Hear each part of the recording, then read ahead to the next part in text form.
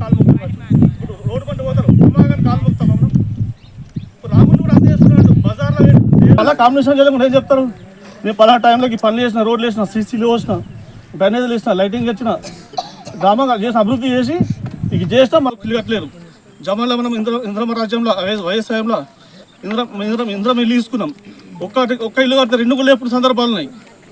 10 ఏళ్ళ మరి తెలంగాణ గవర్నమెంట్ తెచ్చుకుంటే టీఆర్ఎస్ గవర్నమెంట్ ఒక్క ఇల్లు కూడా ఇవ్వలేదు.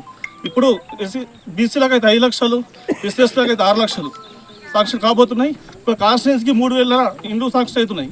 మన కాన్స్టిట్యున్సీకి ప్రత్యేకించి పెద్ద కాన్స్టిట్యున్సీ కాబట్టి మరి 1000 ఇండ్లు అదనంగా రాబోతున్నాయి. మొత్తం మీద 4,000 నుంచి 5,000 ఇండ్లు రాబోతున్నాయి.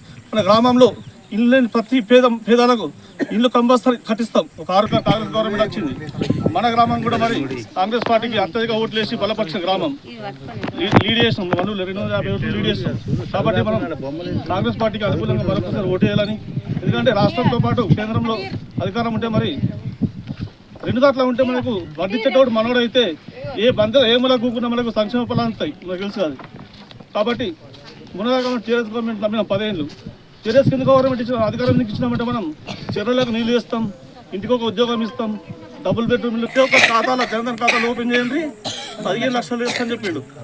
విదేశాలకు జీవన్ రెడ్డి అనే వ్యక్తికి కాంగ్రెస్ పార్టీ బలపరిచి ఎంపీగా నిలబెడుతుంది. కాంగ్రెస్ పార్టీ నుంచి ఆ వ్యక్తికి ఓటేయమని మేము అభ్యర్థించేందుకు వచ్చినాం. మరి కాంగ్రెస్ పార్టీకి ఎందుకు ఓటేలా, మరి వేరే పార్టీలు ఉన్నాయి కదా అని ఆలోచన మనకు వస్తుంది. దాంతోపాటు మీరు ఉపాధి కూలి పని చేస్తున్నారు. మన సమస్యలు మీ సమస్యలు ఏంటి?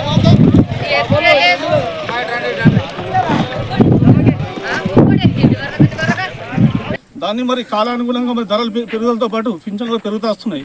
ఏ గవర్నమెంట్ వచ్చినా పింఛన్లు తీసేయారు, పెరుగుతాయి.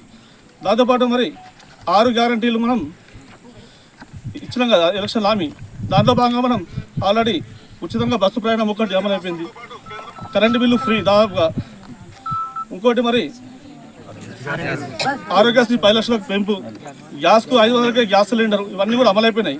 ఇంకా 2 పథకాలు మనకి ఏంటంటే కొత్తగా వచ్చిన సర్కారు కాబట్టి టైం సరిపోలేదు, ఎలక్షన్ కూడా వచ్చింది. ఇప్పుడు నెక్స్ట్ మహాలక్ష్మి పథకం, పింఛన్ రాని మహిళకు ప్రతి మహిళకు 2,500 రూపాయలు కూడా త్వరలో ఇవ్వబోతున్నాం ఎలక్షన్ తర్వాత. అట్లాగే మరి రుణమాఫీ ఆగస్టు 15 లోపు కంపల్సరీ 2 లక్షల రుణమాఫీ జరగబోతుంది. రేవంత్ రెడ్డి చెప్పిండు, దేవుడి మీద ఒకటే చెప్పిండు, కంపల్సరీ ఆగస్టు 15 లోపు 2 లక్షల రుణమాఫీ జరగబోతుంది.